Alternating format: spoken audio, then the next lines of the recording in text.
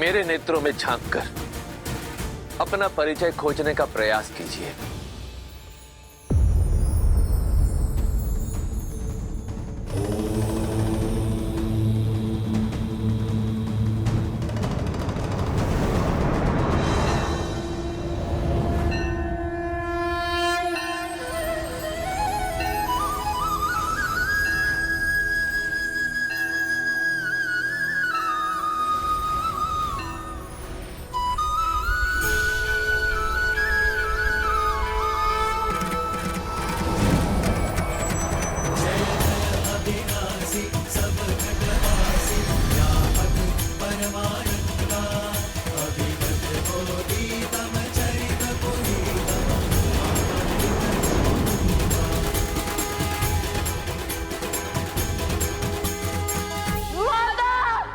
बस पुत्र, शांत हो जाओ, मैं हूं ना।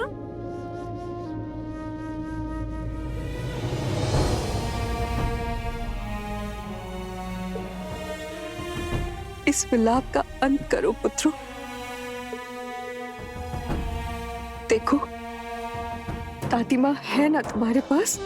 राम परिवार के लिए ये स्थिति बड़ी ही दुखदाई है, किंतु ऐसी विकट घड़ी में जब परिवार साथ खड़ा होता है, एक दूसरे को संभाल देता है, तभी मन से उस पीड़ा से उठ पाता है।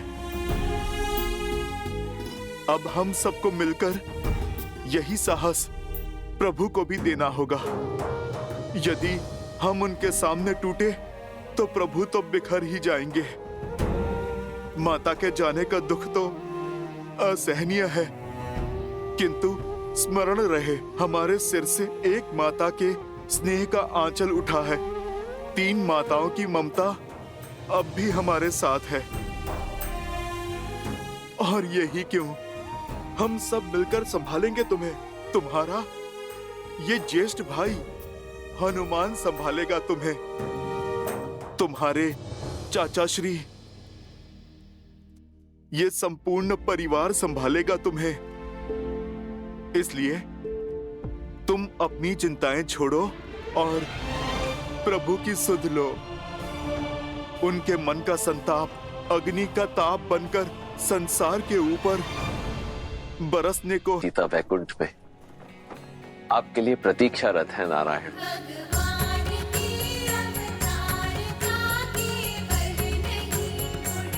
नारायण,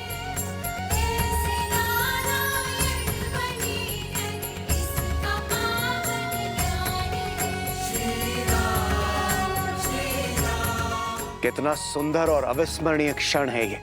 महादेव अपने परम मित्र नारायण से वर्षों पश्चात भेंट कर रहे हैं।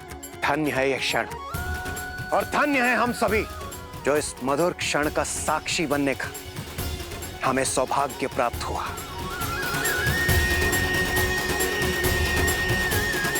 हर हर महादेव, जय श्री राम, जय श्री राम। श्री राम अवतार में आपके जीवन का एक बड़ा उद्देश्य अभी शेष है। श्री राम, आप राम राज्य की स्थापना करना चाहते थे। ये उद्देश्य तो आपने पूर्ण कर लिया, परंतु अब बड़ा प्रश्न ये है कि इस राम राज्य की परंपरा को आगे कौन लेकर जाएगा, कौन इसे बढ़ाएगा। ये कार्य आपके वंशज, आपके उत्तराधिकारी करेंगे, और इसके लिए उन्हें आपके मार्गदर्शन की आवश्यकता होगी।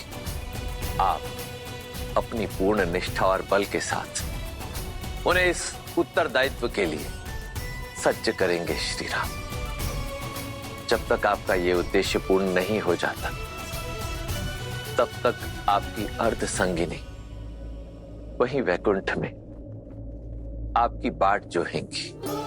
अब आपको अपने जीवन का अंतिम उद्देश्य, अंतिम सत्य ज्ञात हो गया है।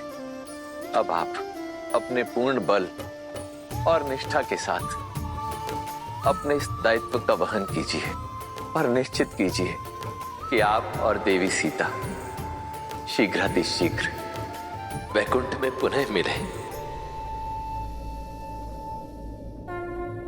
महादेव, ब्रह्मदेव, आप दोनों ने आज मुझे बहुत बड़ी भूल करने से रोका है, मुझे उचित मार्ग दिखाकर,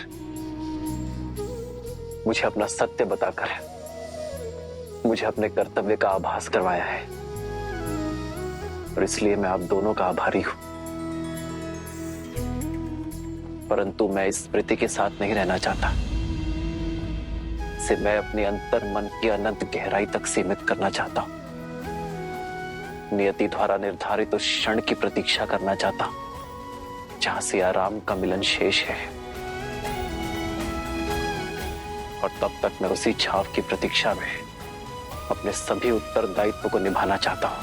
श्री राम श्री राम श्री राम श्री राम, आदर्श और मर्यादा की है ये कथा महापावनम, काट मद श्री से मिलाने श्रीमद् रामायणम। चलिए हनुमान जी, हमें शीघ्र अतिशीघ्र पिताश्री के पास जाना होगा, अन्यथा कहीं उनकी क्रोधाग्नि पूरे संसार को भस्म ना कर दे।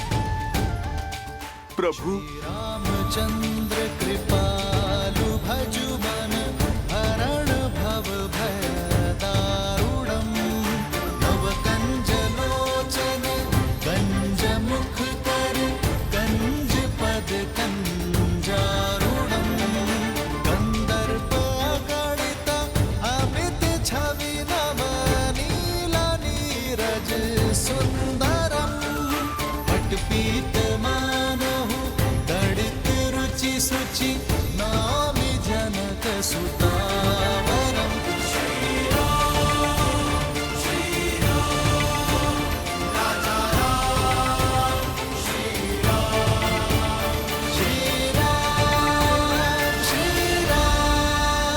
जय जय राम, श्री राम श्री राम श्री राम, राम राम सिया राम।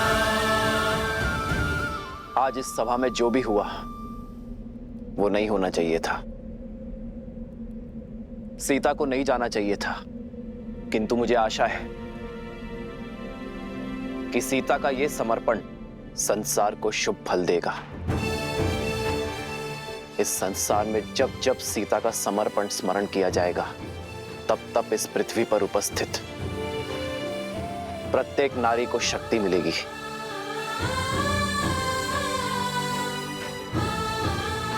सीता के इस बलिदान को सृष्टि आत्मदाह से नहीं, आत्मसम्मान से जोड़ेगी,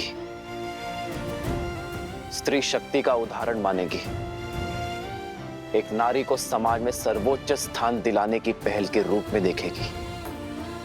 और मुझे प्रसन्नता है इस बात की कि रघुकुल की जिस परंपरा को आज तक ये वंश निभाता आया है, सीता ने उस परंपरा को कलंकित नहीं होने दिया।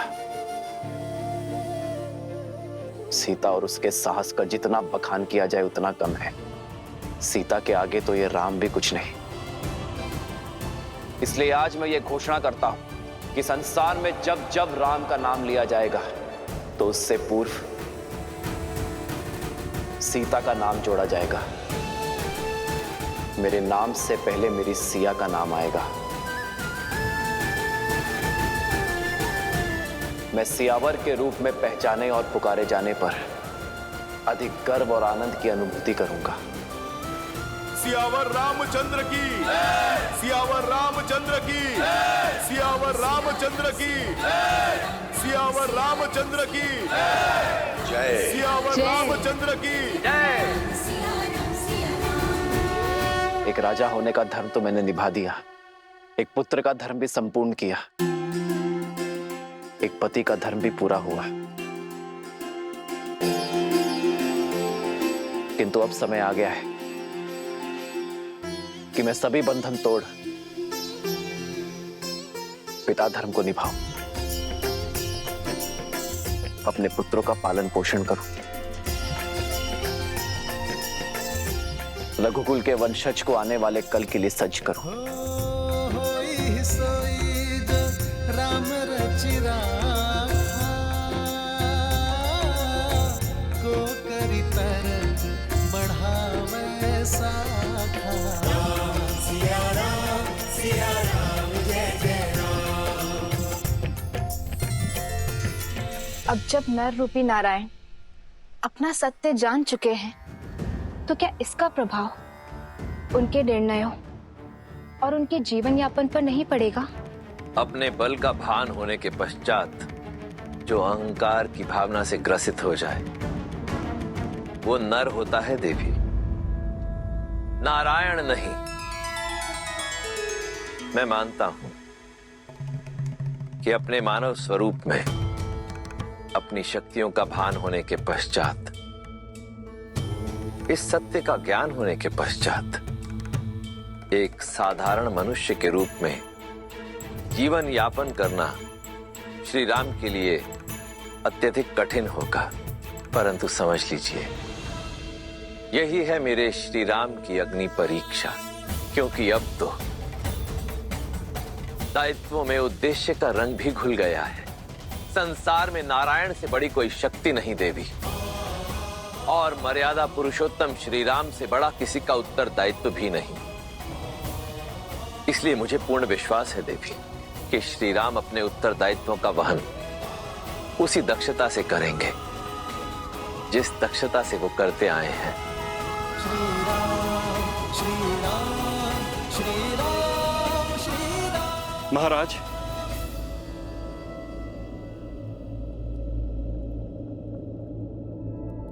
अब समय आ गया है कि हम अयोध्या में व्याप्त दुख को भूलकर सुख का संधान करें। अयोध्या का भविष्य आपके दोनों पुत्रों का स्वागत करे। स्वीकार समावेश यज्ञ के द्वारा इन्हें स्वीकार करे, जिसके लिए शुक्ल पक्ष की पूर्णिमा उत्तम तिथि है।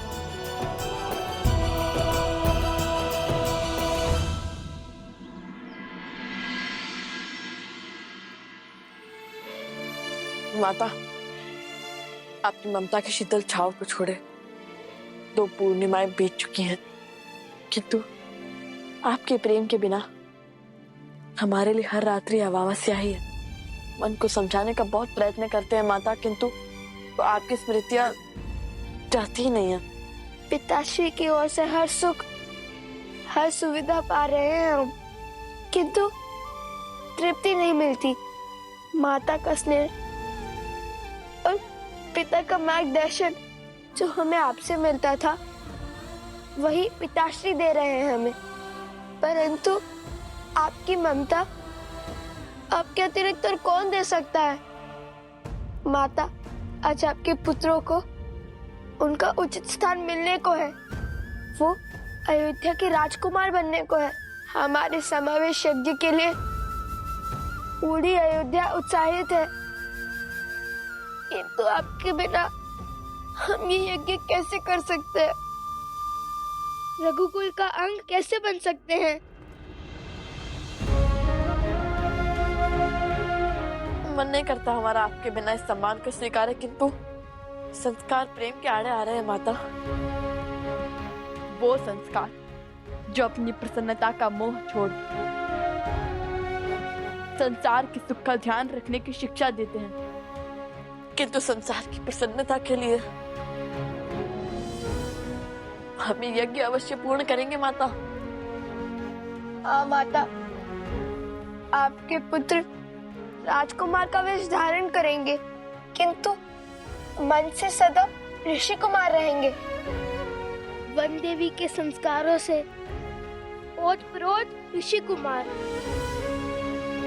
लवकुश, पिताश्री,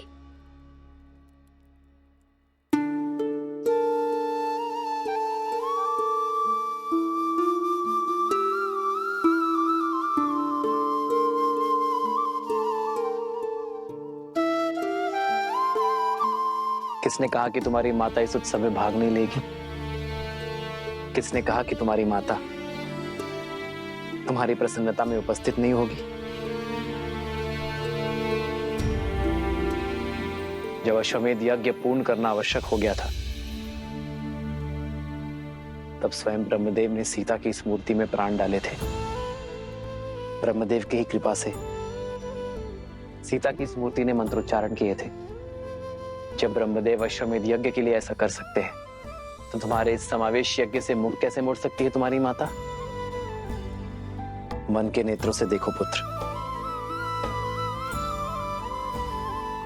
तुम्हारी माता तुम्हें अवश्य दिखेगी।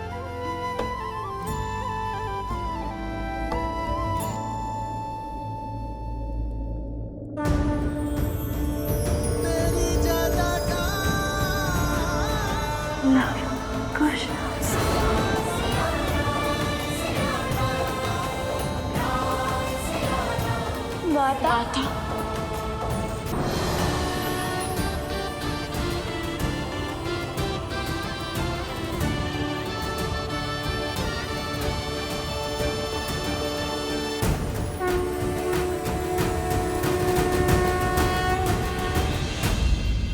ओम संस्कार स्वीकार समावेश यज्ञो परम पवित्रम प्रजापते सहजम पुरुस्तात् आयुष्यमग्रम प्रतिमुंच शुभ्रम स्वीकार समावेशाय फलमस्तु तेजाः।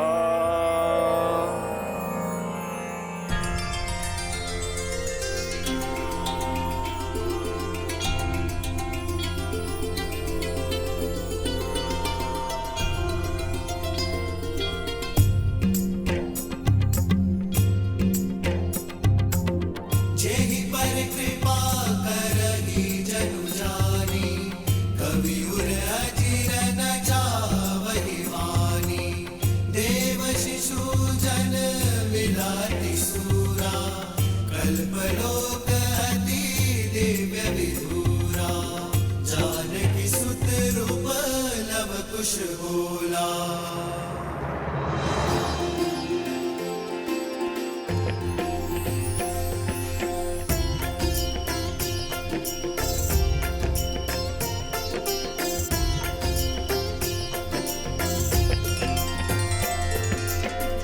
कुमार लव और कुश को इक्ष्वाकु कुल में समाहित करता हूं। आज से रघुवंश के वंशज ऋषि कुमार नहीं, राजकुमार लव और कुश के नाम से जाने जाएंगे।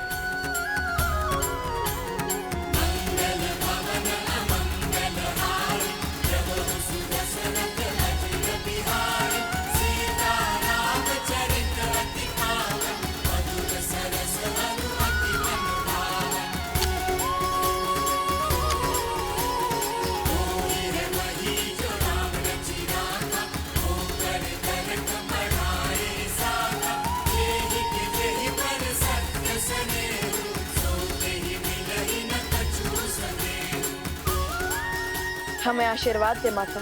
हमें आशीर्वाद दे माता।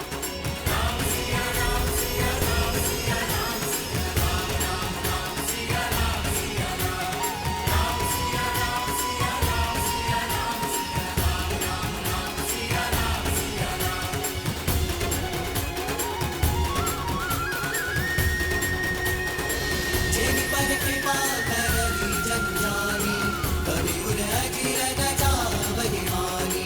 देव शिशु जन मिलाति सूरा, कल्पलोक अति दिव्य विधूरा। एक मुख सूरज एक मुख चंद्रा, एक सिया के सुख आनंदा। एक एक आग यम जल युगला, जानकी सुत रूप लव कुश होला। आशीर्वाद सदा तुम्हारे साथ रहेगा। जेहि पर कृपा करहि जनु जानी, कवि उर अजिर न जावहि वानी। देव शिशु जन मिलाति सूरा, जानकी सुत रूप लव कुश होला। अद्भुत लग रहे हैं आप दोनों भैया। अब तो अति आनंद आएगा। हम सब यहाँ महल में अत्यंत कोलाहल बचाएंगे। अब तो महोत्सव होना चाहिए। हाँ माता, अद्भुत आनंद आएगा। आप चलिए, हम सज्जा करते हैं। नहीं हनुमान, लवकुश, तुमने अपने गुरु से उचित शिक्षा पाई, अपनी माता से सर्वोच्च संस्कार पाए, किंतु रघुकुल की परंपरा को निभाने के लिए यह पर्याप्त नहीं है। तुम दोनों सभी भाइयों से ज्येष्ठ हो और इसी कारण तुम्हें स्वयं को इस प्रकार सज्ज करना है कि अपने भाइयों के साथ मिलकर तुम केवल अयोध्या ही नहीं बल्कि रघुकुल की परंपरा को और महान बना सको, इस कुल को और आगे लेकर जा सको। और यह शिक्षा तुम्हें मुझसे नहीं, स्वयं से पाओगे, अपने कर्मों से, अपने प्रयासों से उसे सहेजोगे। और ये शिक्षा प्राप्त करने के 3 मार्ग हैं, जिसमें से एक तुम्हें चुनना होगा। पहला मार्ग है गुरुकुल, जहां गुरु के सानिध्य में तुम शिक्षा और संस्कार पाओगे। दूसरा है अयोध्या, यहां तुम अपनी शिक्षा पूर्ण करो, प्रशासन का अनुभव लो। सर्वप्रथम प्रजा को जानना, उनकी पीड़ा, उनकी समस्याओं को समझना आवश्यक है। और इसलिए तीसरा मार्ग है कि तुम सभी समस्त आर्यवर्त का भ्रमण कर अपने अपने अनुभवों से शिक्षा प्राप्त करो। हम गुरुकुल जाएंगे प्रभु, वहाँ गुरुओं से शिक्षा पाकर प्रजा की सहायता करने के योग्य बनेंगे। हाँ महाराज, गुरुकुल से हमें अपने कर्तव्यों को समझना और उन्हें पूर्ण निष्ठा से संपूर्ण करने का अवसर मिलेगा। अंगद, चंद्रकेतु, तुम्हारा निर्णय उचित है। मेरी कामना है कि तुम्हारा मार्ग सफल हो। यह यात्रा तुम्हारे जीवन की सबसे महत्वपूर्ण मोड़ सिद्ध होगी। और हम अयोध्या में रहेंगे महाराज, और आपके सानिध्य में प्रशासनिक शिक्षा लेंगे, जगत कल्याण करने का मार्ग सीखेंगे। उचित कहा, अयोध्या के आपके समीप रहे तो जीवन का हर गुण सीख जाएंगे हम। अति उत्तम सुताक्ष, तुम्हें और सुभाव को यह अनुमति है। और लवकुश, तुम दोनों का क्या चयन है? हम आर्यवर्त वर्ष का भ्रमण करेंगे। आर्यवर्त की भिन्न भिन्न भाषाएं, बोलियां, वस्त्र देखेंगे। प्रजा की बाधाएं, चिंताएं और देख विविधताएं समझते हुए हमने ये निर्णय लिया है। आपने स्वयं आर्यव्रत को अपने भ्रमण से जाना था, इसलिए हम भी आपका अनुसरण करेंगे। और यात्रा तो शिक्षा और अनुभव पाने का एक सबसे उत्तम मार्ग है। साधु लवकुश, तो ये निश्चित रहा, तुम दोनों कल ही आर्यवर्त के भ्रमण पर निकलोगे और समस्त आर्यवर्त की परिक्रमा करके ही अयोध्या लौटोगे। पर पुत्र, अभी अभी तो लवकुश का समावेशन पूर्ण हुआ है। अभी अभी तो। क्षमा चाहता हूँ माता, किंतु अयोध्या के पास इतना समय नहीं है। हाँ, किंतु राम। पिताश्री उचित कह रहे हैं। हमें शीघ्र ही कार्यभार संभालना चाहिए। बुद्धि और संस्कार के धनी है मेरे सीता के पुत्र। हनुमान, तुम भी लवकुश के साथ ही जाओगे। ये यात्रा बहुत बड़ी है और उन्हें। प्रभु, यहाँ आपकी सेवा। उसकी चिंता मत करो हनुमान। हनुमान राम से दूर कहाँ, जब भी आवश्यकता होगी मैं तुम्हें पुकार लूंगा। भरत जी भैया। तुम सभी बालकों के साथ कैकेयी की ओर प्रस्थान करो। माता कैकेयी को मेरा प्रणाम देना और मार्ग में मधुरापुरी से शत्रुघ्न की कुशल क्षेम लेते हुए ही आगे बढ़ना। भैया स्वयं से सभी को दूर क्यों कर रहे हैं?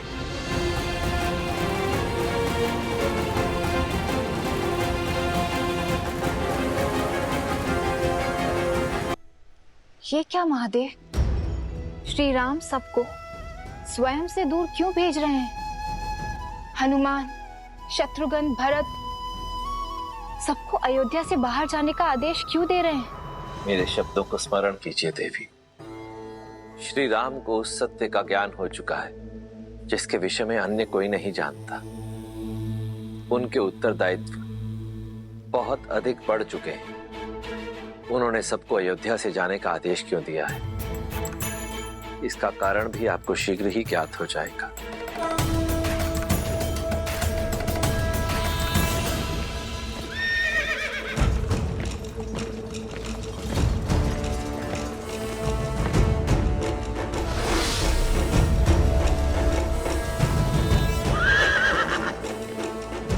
बस सारथी, अब रथ रोको। यहाँ से श्री राम के राज्य की सीमा समाप्त होती है, इसलिए आप रथ लेकर लौट जाइए। क्यों भला? आप दोनों तो रघुवंश का कल हैं। पगों पर नहीं, रथ पर चल के जाएंगे। आप आगे प्रस्थान कीजिए हनुमान जी, हम आते हैं।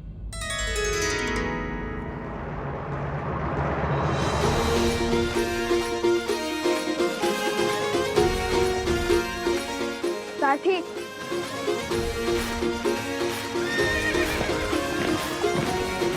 क्या सोच रहे हैं आप दोनों? और ये क्या है? तनिक पग तो बढ़ाइए, हम आते हैं।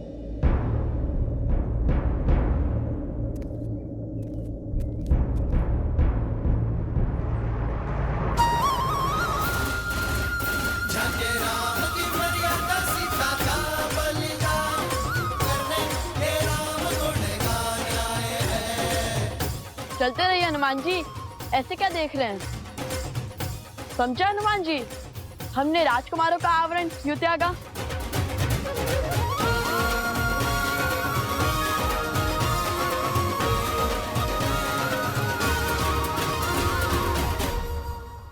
बताइए ना, आप तो बड़े हैं, उस छोटे भाइयों की हर बुद्धिमानी और अटखेली समझते हैं।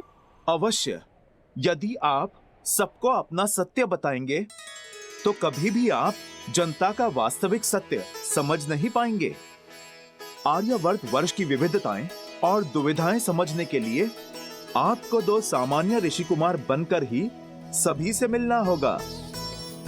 जब ऋषि कुमार संसार से मिलेंगे तो फिर सभी का व्यवहार भी सामान्य ही होगा। आपके ज्ञान में वृद्धि होगी। 100%। साधु संत के तुम रखवारे, असुर निकंदन राम दुलारे। जय जय जय हनुमान गोसाई, कृपा करहु गुरुदेव की नाई।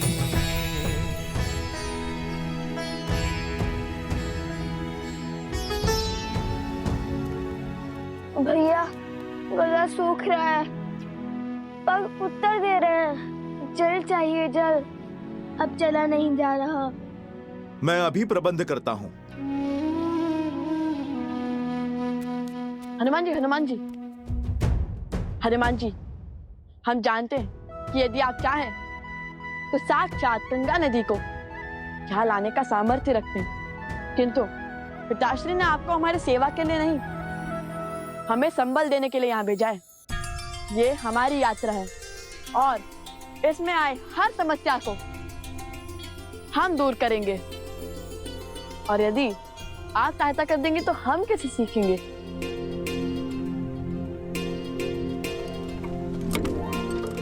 भैया, बैलगाड़ी।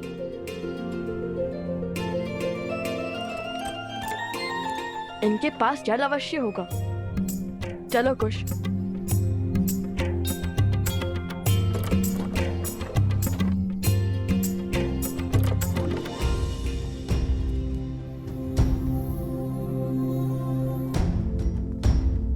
माता, तनिक जल मिलेगा?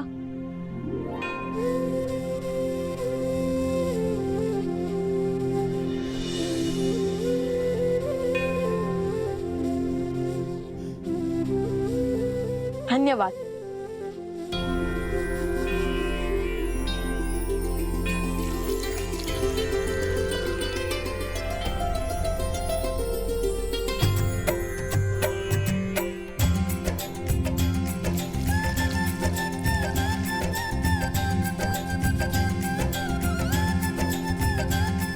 तन और मन दोनों तृप्त हो गए। माता, आपने तो मृत्यु के मुख से निकाल दिया। हम आपके ऋणी हैं, बताइए हम आपकी क्या सहायता कर सकते हैं? सहायता मेरे लिए?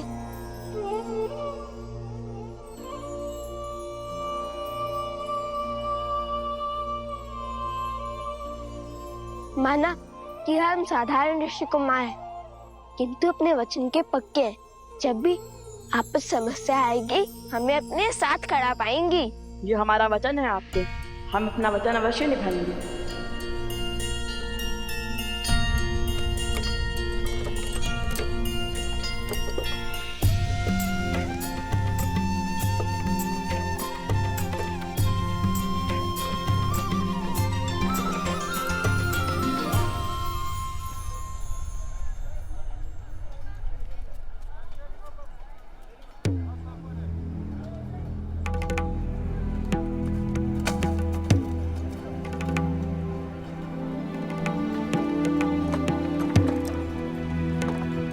एक और स्वर्ण की बात है, जो दे जाएगा वो ले जाएगा इसे।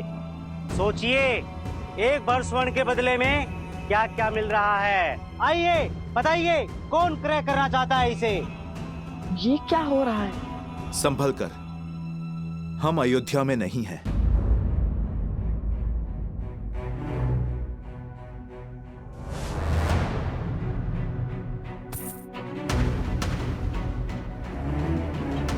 इतनी दुर्बल और छीणकार कुछ कार्य भी कर पाएगी या नहीं? अरे ये सब चाल है इसकी, ताकि इसे कोई क्रय न कर सके और इसे काम ना करना पड़े। देखिए कितनी कृष्काएं है, किंतु है बड़ी बलवान।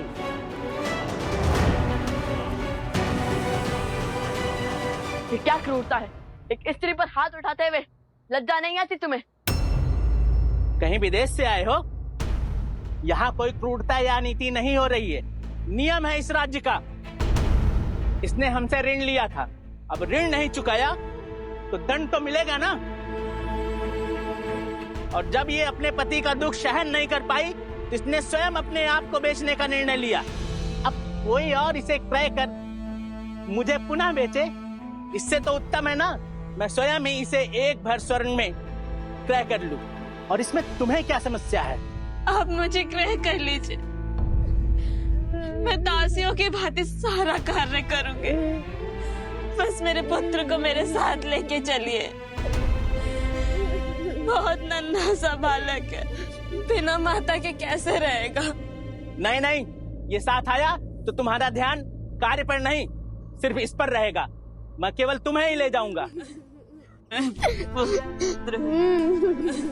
माता, एक क्षण रुकिए, एक समाधान है हमारे पास, जिससे आपका ऋण भी चुक जाएगा और इन देवी की समस्या भी हल हो जाएगी। तुम क्या हल दोगे? तुम क्या क्रय करोगे इसे? स्त्री का क्रय करना होता तो विरोध नहीं करते आपका। आपको दास का ही कार्य करवाना है ना, तो हम सज्ज हैं, ले चलो हमें। बस इस बालक को उसकी माता से पृथक मत करो। हाँ, हम बनेंगे तुम्हारे दास।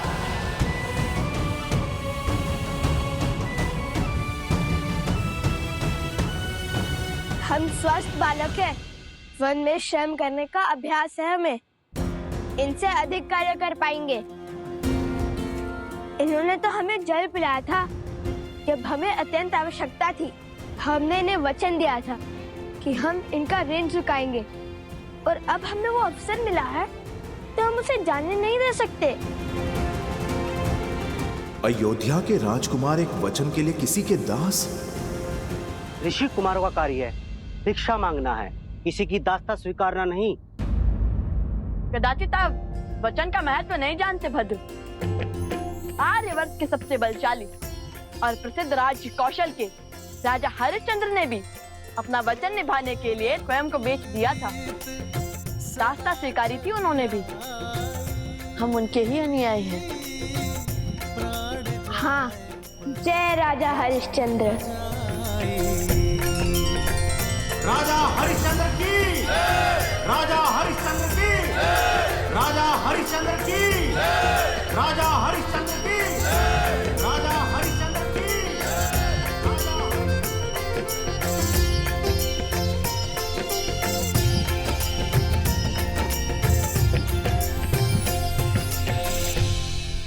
धन्यवाद राजश्री विश्वामित्र।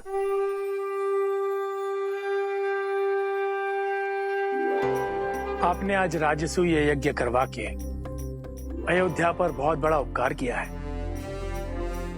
मैं ये ऋण चुकाने में तो असमर्थ हूं, किंतु दक्षिणा में जो आपकी आज्ञा होगी उतना देने का वचन देता हूं।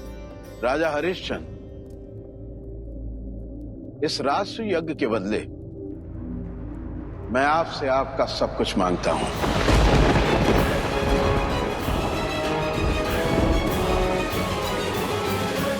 हर वो वस्तु जो आपके अधिकार में है, आपकी संपत्ति, बस आपकी पत्नी, पुत्र और आपके अतिरिक्त सब दे सकोगे?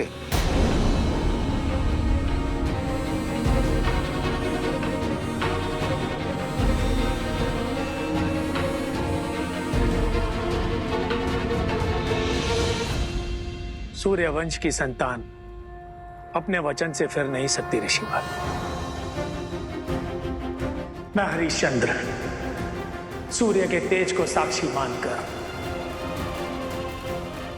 अपनी पत्नी शैब्या और पुत्र रोहिताश्व के अतिरिक्त अपनी संपूर्ण संपत्ति, राज्य, अधिकार इसी क्षण आपको सौंपता हूं।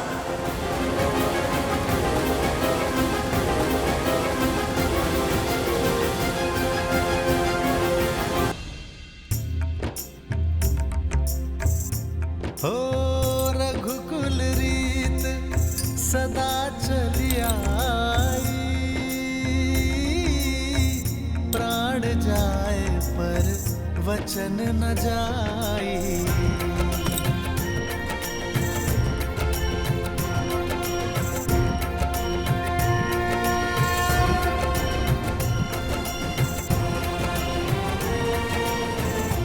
राजा हरिश्चंद्र का सब कुछ लेने के बाद भी ऋषिवर ने उनसे कुछ और मांगा। कुछ और भी है जो मुझे चाहिए राजन।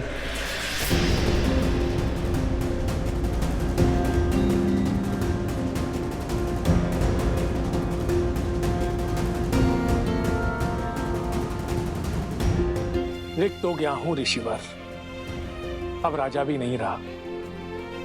कुछ नहीं है मेरे पास, किंतु वचन से बद्ध हूं। कहिए क्या इच्छा है आपकी ऋषिवर? यदि वश में हुआ तो पीछे नहीं हटूंगा। मुझे अपने दंड के भार की स्वर्ण मुद्राएं और चाहिए राजन।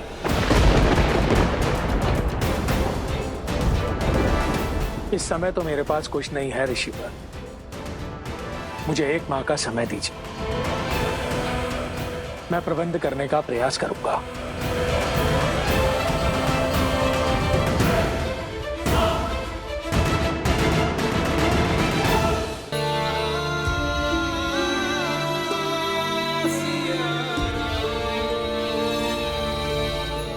लवकुश की ये यात्रा केवल अनुभव और शिक्षा अर्जित करने तक सीमित नहीं है सीते, ये उनके दिग्विजय का शंखनाद है। अब तो बस एक ही आस शेष है सीते, कि हमारे पुत्र रघुकुल की मर्यादा निभाए,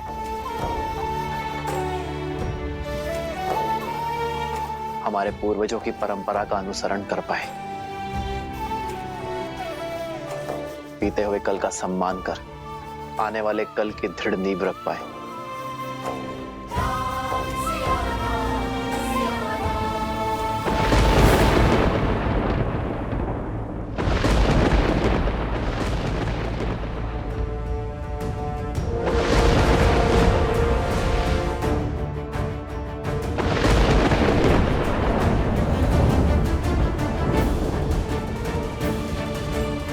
लगता है वियोग का दंश समाप्त होने को है सीते, ये राम शीघ्र ही तुमसे मिलने को है।